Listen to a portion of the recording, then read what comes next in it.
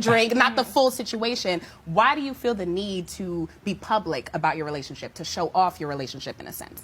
You want to know, honestly, before I even start getting into my relationship or, you know, talking to who I'm talking to, I felt like I didn't want to do that no more at all, because I feel like a lot of people be like, they just have a lot of opinions on what, you know, you got going on, and they could push that narrative just like that. It went viral, super viral. You know what I'm saying? So people who don't even know me, they may feel like that's who I am. You get what I'm saying? So, but sometimes you get criticized for doing the opposite, though. Armon. Like, for example, like, you know, looking on both of your Instagram pages, I mean, you don't really see any pictures of, you know, any of you on each other's pages. And some people might say, well, is it really real? Or y'all not really messing with each other like you claim to be? I mean, what's your take on that? Because I feel like you're damned if you do, damned if you don't.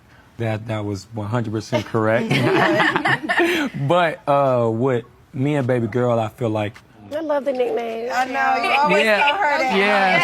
Yeah, that's my BabyGirl. You know, with me and her, I just feel like we're doing something different. I feel like if I allow me to say, all right, here go my cards and y'all can see them. If I want to put them back, you know what I'm saying, in the deck, then that's what it is. Do you think that it's because it started with that viral blind date that y'all did on YouTube? Like, did y'all, was it really a blind date, or did y'all kind of know who each other were before going into that situation?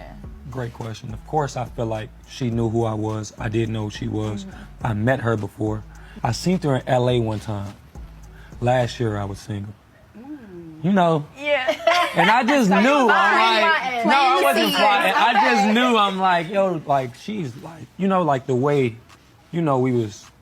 Let me stop talking. I'm gonna just stop talking right now. Y'all was telling me this is a safe place. Was it the way she was walking? Was it the way she carried herself? Like, what was it? A young man like me, like I really just be, like, I chill. Like, you know what I'm saying? If I like you, then I really like you. You get what I'm saying? If I don't, then I just don't.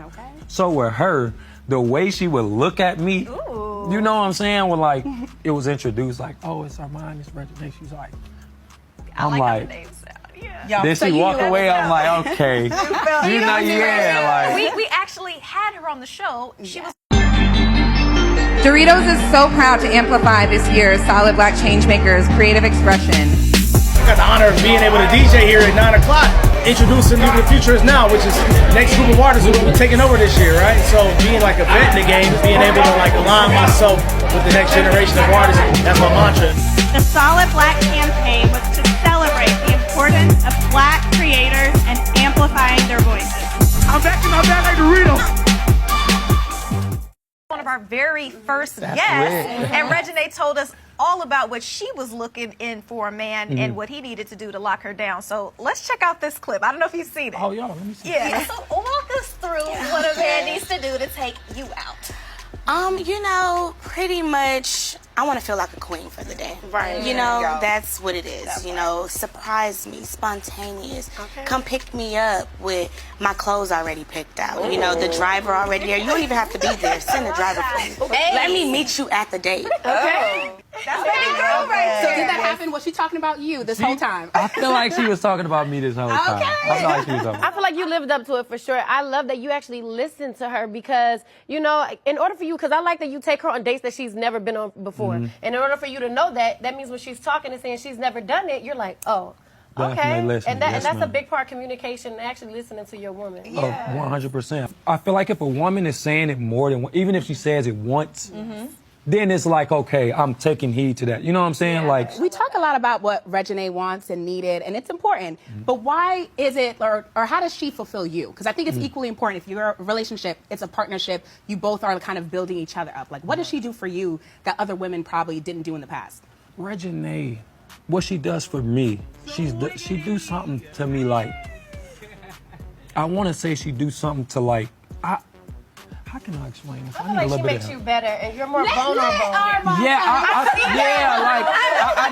so sorry. I need a little help because I'm telling y'all, I never experienced it before. I never really had a friend or like, you know, someone that I'm friends with and that become you know, like it started as friends first. Yeah, like that's really my friend. That's dope. Well, Armon, your influence throughout social media is crazy. I'm talking about you got 3.5 million subscribers on Instagram and over 1.3 million on TikTok. Like, how do you maintain the balance with dating, with life, with mental health? Like, what is that like for you?